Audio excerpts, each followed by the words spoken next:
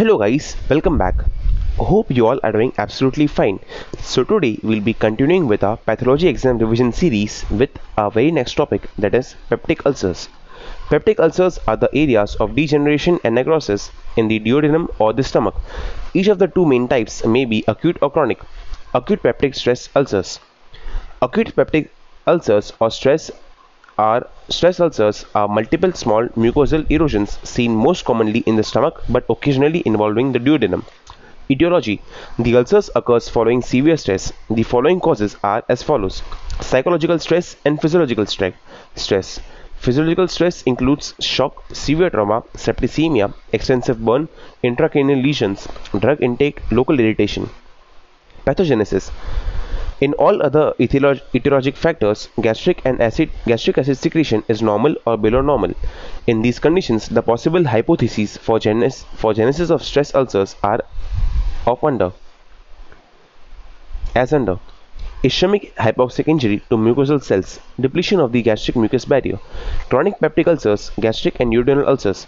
Chronic peptic ulcers would mean gastric and duodenal ulcers, the two major form of peptic ulcer disease of the upper GI tract. Incidence. Peptic ulcers are most frequent in middle-aged adults. Duodenal and as well as gastric ulcers are more common in males than in females. Etiology. The immediate cause of peptic ulcer disease is disturbance in normal protective mucosal barrier by acid pepsin resulting in digestion of the mucosa. The etiology of peptic ulcers possibly may not be explained on the basis of a single factor but is multifactorial.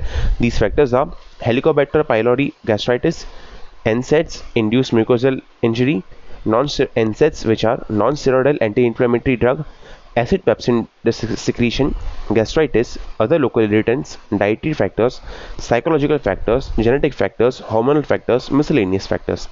Pathogenesis. There are distinct differences in the pathogenic mechanisms involved in the duodenal and gastric ulcers as under. Duodenal ulcer, role of high acid pepsin secretion, hypersecretion of gastric acid, rapid emptying of the stomach.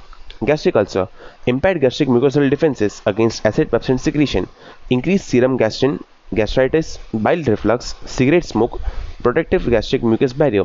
Complication. Acute and subacute peptic ulcers usually heal without leaving any visible scar.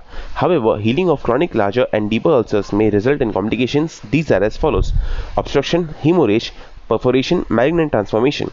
Clinical features.